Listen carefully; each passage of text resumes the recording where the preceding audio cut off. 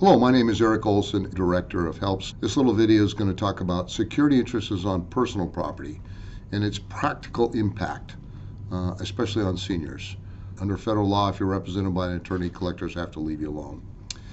And quite often we talk to seniors that have loans with a loan company where they put up some personal property they own as collateral for the loan, and they're concerned about losing that property. Or perhaps they've purchased something from someone and they're worried that if they don't make payments on that item, they're going to lose that. So I'm going to talk about the second one first. That's called a non-purchase money security interest. Forget the term. This is where you went to a loan company, and as part of the loan company's process, they ask you to put up certain personal property you have. For example, a TV, a lawnmower, a computer, something like that you have, your oven, your microwave, as a security interest for the loan. And you're going to list the item down, and they're going to say, well, why do we need to do that? And they'll say, well, if you don't pay the loan, then we can come get those items from you and repossess them.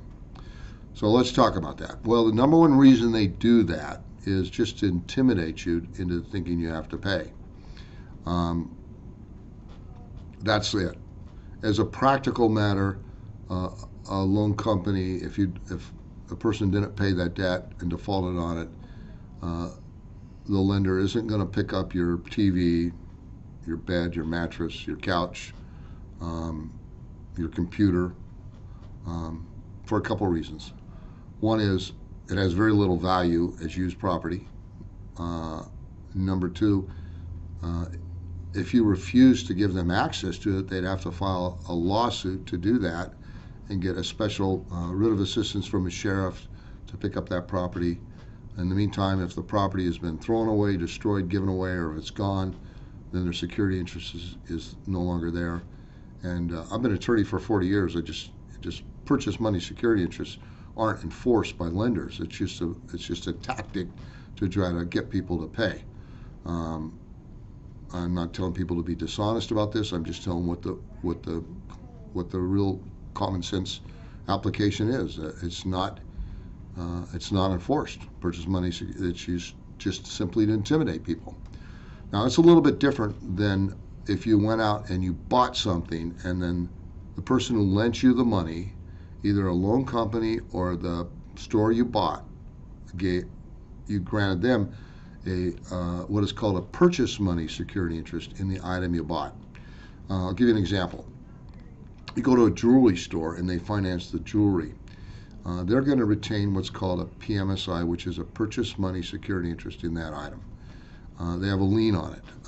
Another example is if you bought a washing machine and it was financed by a finance company, or a refrigerator, or sometimes Dell with their computers when they were selling them over the internet.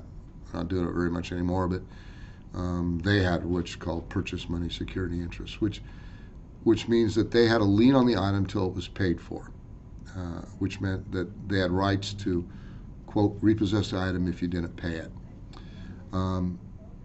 It's pretty much the same with those loans as with a non-purchase money security interest, with a few exceptions.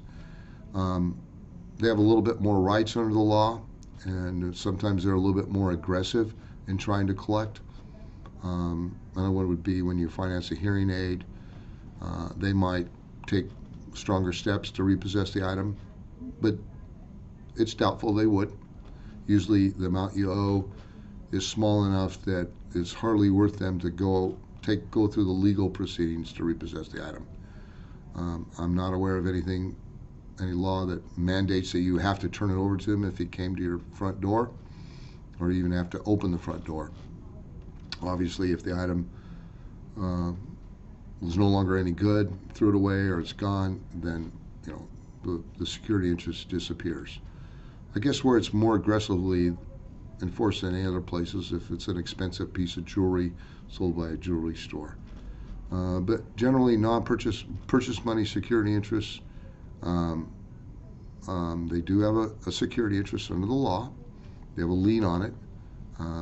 They can't come into your house to pick it up unless they get an assistance of a sheriff, and I just don't see that ever happening. It's just too expensive for them to do it.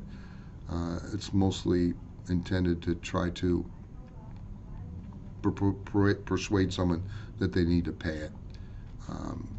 But if the item doesn't have a lot of value, or small ticket items, it's just not worth it for a creditor to collect that way. I'm just telling you what the law is and what the practicality side of the law is. Seniors need to know that their income is protected. No one can touch their Social Security or their pension, disability, VA benefits. It can't be garnished in order to stop unwanted collector harassment.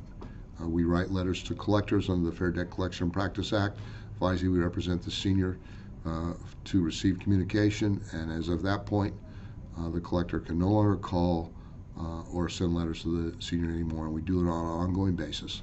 So if you want to learn more about what HELPS does, look at our website, www.helpsishere.org, or look at some more of the videos on our YouTube channel. And you have a good day.